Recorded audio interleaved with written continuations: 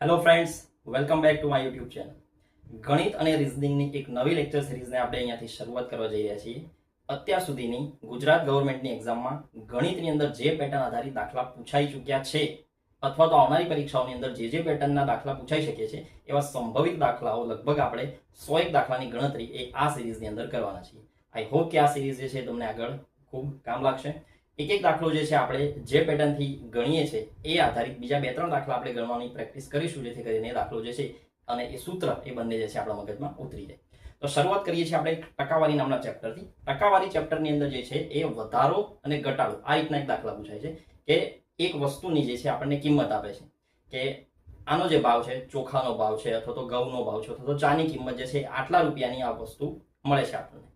હવે એના ભાવમાં આટલા ટકાનો વધારો થાય છે અથવા તો આટલા ટકાનો ઘટાડો થાય છે. તો હવે જે છે આપણે જ્યારે એની ખરીદી કરવા જઈશું તો જે વસ્તુ આપણે લાવીએ છીએ એમાં કેટલો ચેન્જ આવે છે આ રીતના દાખલા પૂછાય છે. અહીંયા આપણે શું ધ્યાન આપીએ છીએ? સૌથી પહેલી એક વસ્તુ, કોઈ પણ વસ્તુની જે કિંમત છે એટલે કે પ્રાઇસ એ હંમેશા એ પ્રોડક્ટની ક્વોન્ટિટીના વ્યસ્ત પ્રમાણમાં આવે છે. એટલે કે જ્યારે પણ કોઈ વસ્તુનો ભાવ જે છે એટલે કે એની કિંમતમાં જ્યારે વધારો થાય તો જે વસ્તુ આપણને મળે છે એની જે ક્વોન્ટિટી જે છે એ એમાં હંમેશા ઘટાડો થાય. અને જો એની કિંમતની અંદર ઘટાડો થાય તો એ વસ્તુ જે આપણને મળે છે એની અંદર વધારો થશે. દાખલા નંબર 1, ચોખાની કિંમતમાં 20% વધારો થતા. તો ચોખાની જે છે આપણને કિંમત આપેલી છે એ કિંમતમાં 20%નો વધારો થાય છે. તો ચોખાની કિંમતમાં 20% વધારો થતા જો વ્યક્તિએ શરૂઆતમાં 60 કિલોગ્રામ ચોખાની ખરીદી કરી હોય, 60 કિલોગ્રામ ચોખાની ખરીદી શરૂઆતમાં કરી હોય તો અત્યારે હાલ એ જ ભાવની અંદર હાલ કેટલી ખરીદી કરવી જોઈએ જેથી ખર્ચમાં વધારો થાય. આ દાખલો શું કહેવા માંગે છે કે ચોખાની જે છે એ અમુક કિંમત આપણને આપેલી છે, પણ એ કેટલી કિંમત છે એ આપણને કીધી નથી. એ કિંમતની અંદર જે છે કે 60 કિલોગ્રામ ચોખાની ખરીદી આપણે કરી શકીએ છીએ. હવે એ જે કિંમત હતી ચોખાની એ કિંમતમાં 20%નો વધારો થાય છે. તો 20% જ્યારે ભાવ વધે છે તો એ વસ્તુ જે આપણને મળતી એ શું થઈ જવાની? ઓછી થવાની. તો શરૂઆતમાં જો આપણે 60 કિલોગ્રામ ચોખાની ખરીદી કરી હોય તો અત્યારે હાલ આપણે કેટલા કિલોગ્રામ ચોખાની ખરીદી કરી શકીએ? એટલે આપણને ખ્યાલ આવ્યો કે જવાબ જે આવશે એ 60 કરતા ઓછો આવવાનો. એટલે ઓપ્શનની અંદર આપણે જોઈએ ને આપણને ખ્યાલ આવી જાય કે 60 સિવાયના જે 60 કરતા નીચેના જે છે એ સાચા હશે, 60 થી ઉપરવાળા જે ઓપ્શન છે એ બધા ખોટા છે. તો અહીંયા આપણે એક સૂત્રનો ઉપયોગ કરીએ છીએ. જે સૂત્ર હું અહીંયા લખું છું એ પ્રમાણે x/100 ± x × 100.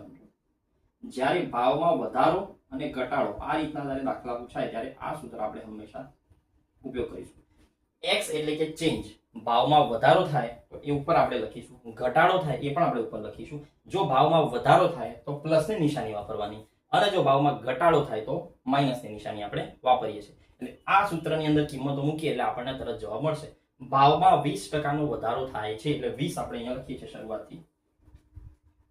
20 છેદમાં વધારો થયો હોવાના કારણે 100 અહીંયા રાખવાના છે અને +20 લખી, કારણ કે ભાવમાં વધારો થયો તો +20 ગુણ્યા 100 બરાબર 20/120 ગુણ્યા 100. 0 0 કેન્સલ, નીચે આવે છે 6 એટલે કે 100/6 એટલે કે 100નો છઠ્ઠો ભાગ એટલે 1/6 આપણે ગણીએ તો પણ ચાલે. એટલે કે ભાવમાં જો 20%નો વધારો થાય તો જે વસ્તુ આપણને મળે છે એમાં છઠ્ઠા ભાગનો ઘટાડો થશે. અહીંયા વધારો થાય છે તો વસ્તુ જે મળવાની છે એમાં શું થવાનો? ઘટાડો. તો શરૂઆતમાં આપણે 60 કિલોગ્રામની ખરીદી કરી હોય તો 60નો છઠ્ઠો ભાગ એટલે 60/6 જવાબ આવે છે 10. એટલે 10 કિલોગ્રામ ચોખા હવે ઓછા મળશે. એટલે જે શરૂઆતમાં આપણે 60 કિલોગ્રામ ચોખાની ખરીદી કરી છે એમાંથી 10 આપણે ઓછા કરી દઈએ એટલે જવાબ આવે છે 50 કિલોગ્રામ. તો જો ચોખાના ભાવમાં 20% વધારો થાય તો હવે આપણને ભાવ વધ્યા પછી એટલી જ રકમ આપણે ચૂકવીએ તો હવે આપણને 50 કિલોગ્રામ ચોખા મળશે. નેક્સ્ટ, ચાની કિંમતમાં 20%નો ઘટાડો થાય છે. 20% ઘટાડો.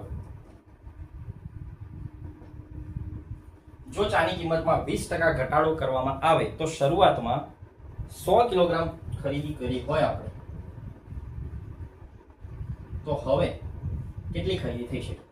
એટલે ચાનો અમુક ભાવ આપેલો છે એ ભાવની અંદર 20% ઘટાડો થાય છે. તો જે વસ્તુ આપણને 100 કિલોગ્રામ મળતી એ હવે કેટલી મળવાની છે?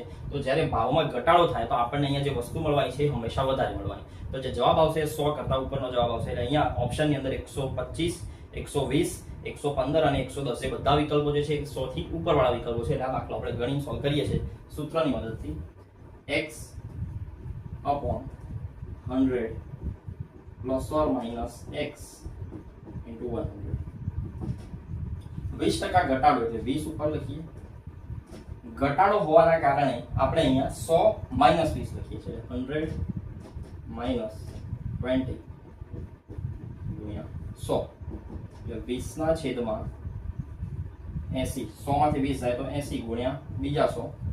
શૂન્ય શૂન્ય કેન્સલ, નીચે 4. 100 ના છેદમાં 4 જવાબ આવે છે 25%.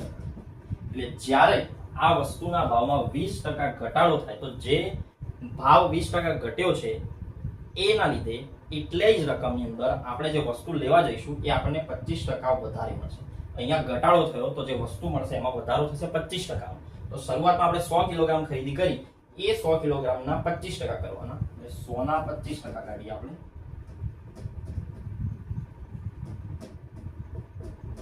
જવાબ આવશે 25 કિલોગ્રામ. એટલે 100 કિલોગ્રામ તો મળવાનું જ છે. એ 100 કિલોગ્રામની સાથે આપણને બીજા 25 કિલોગ્રામ વધારાના એટલે કુલ 125 કિલોગ્રામ આપણો ફાઇનલ આન્સર. એટલે જો 20% ભાવમાં ઘટાડો થાય તો 25% વધારો કરીને હવે આપણને જે છે એ 125 કિલોગ્રામ વસ્તુ મળશે. દાખલા નંબર 3. ચોખાની કિંમતમાં 20%નો ઘટાડો થાય છે. 20% ઘટાડો.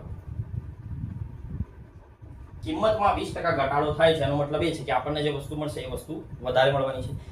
240 રૂપિયામાં 3 કિલોગ્રામ ચોખા વધુ મળે છે. ઓકે, આ થોડો અલગ રીતનો દાખલો છે. અહીંયા આપણને કિંમત પણ આપેલી છે કે 240 રૂપિયાની અંદર 240 રૂપિયા 3 કિલોગ્રામ ચોખા વધારે મળે છે.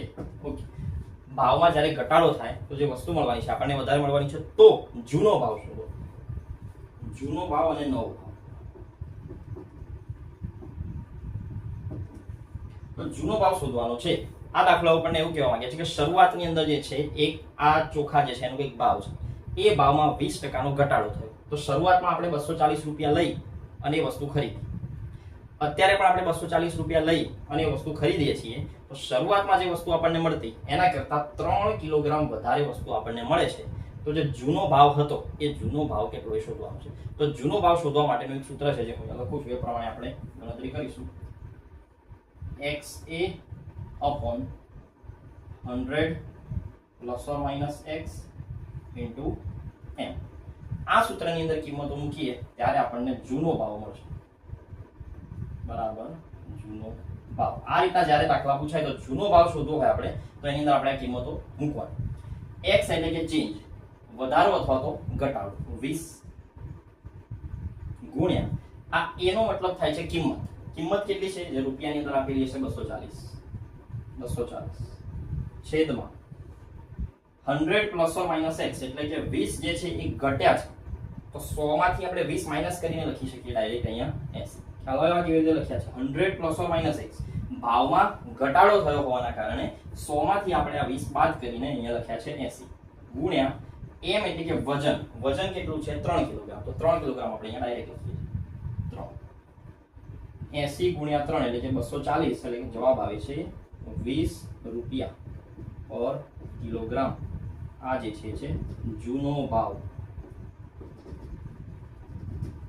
તો આ જે પ્રોડક્ટ જે છે આનો જે જૂનો ભાવ જે છે એ છે 20 રૂપિયા પર કિલોગ્રામ. તો જૂના ભાવ માટે આપણે આ સૂત્ર વાપરીએ છીએ.